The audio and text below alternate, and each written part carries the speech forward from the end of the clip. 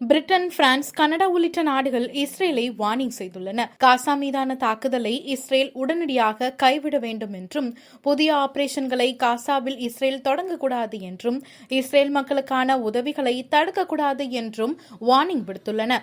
மீறினால் இஸ்ரேலுக்கு எதிரான நடவடிக்கையில் இறங்குவோம் என்று பிரிட்டன், பிரான்ஸ், கனடா உள்ளிட்ட நாடுகள் திடீரென அறிவித்துள்ளது.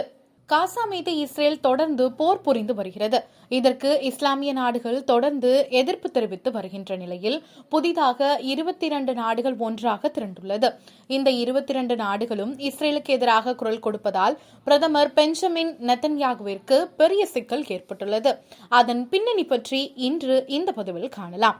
அண்டை நாடுகளாக இஸ்ரேலும் பாலஸ்தீனமும் உள்ளது. பாலஸ்தீனத்தில் காசாவில் செயல்பட்டு வரும் ஹமாஸ் அமைப்பினருக்கும் இஸ்ரேலுக்கும் இடையேயான பிரச்சினை போராக மாறியது. இந்த போர் 1.5 ஆண்டுகளுக்கு மேலாக தொடர்ந்து வருகிறது. காசாவுக்குள் நுழைந்து இஸ்ரேல் படைகள் தாக்குதல் நடத்தி வருகின்றன. போர் விமானங்களும் தாக்குதலை மேற்கொண்டு வருகிறது. தற்போது வரை 50,000க்கும் அதிகமான மக்கள் கொல்லப்பட்டுள்ளனர். இன்னும் போர் முடியவில்லை என்பதால் பலி எண்ணிக்கை தொடர்ந்து அதிகரிக்கும் என அச்சம் உள்ளது. காசா மீதான இஸ்ரேலின் போர் நடவடிக்கைக்கு இஸ்லாமிய நாடுகள் கடும் எதிர்ப்பு தெரிவித்து வருகிறது. தொடக்கம் முதலே இஸ்ரேல் போரை கைவிட வேண்டும் என்று இஸ்லாமிய நாடுகள் கூறி வருகின்றன. ஆனால் இஸ்ரேல் கேட்பதாக இல்லை. தொடர்ந்து காசாவில் போர் புரிந்து வருகிறது. இந்த நிலைமையில்தான் இஸ்லாமிய நாடுகளை தவிர்த்து தற்போது இஸ்ரேலுக்கு எதிராக ஐரோப்பிய நாடுகள் உட்பட 22 நாடுகள் குரல் கொடுக்க தொடங்கியுள்ளது. அதாவது காசாவுக்கான மனிதாபிமான உதவிகளை இஸ்ரேல் தடுப்பதற்கு 22 நாடுகளும் எதிர்ப்பு தெரிவித்துள்ளது.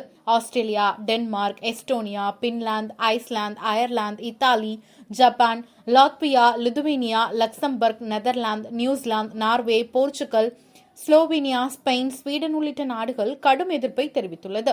இஸ்ரேல் போர் நடவடிக்கையில் ஒரு பகுதியாக காசா மக்களுக்கான மனிதாபிமான உதவிகளை தடுப்பதை ஏற்க முடியாது என்றும், இந்த நடவடிக்கையால் காசாவில் உள்ள மக்கள் பசியால் வாடக்கூடும் எனவும், பல மக்களுக்கு மருத்துவ உதவிகள் தேவையாக உள்ளது. உரிய நேரத்தில் மருத்துவ உதவி கிடைக்காவிட்டால் அவர்களின் உயிருக்கே ஆபத்தாக மாறிவிடும் சூழல் உள்ளது.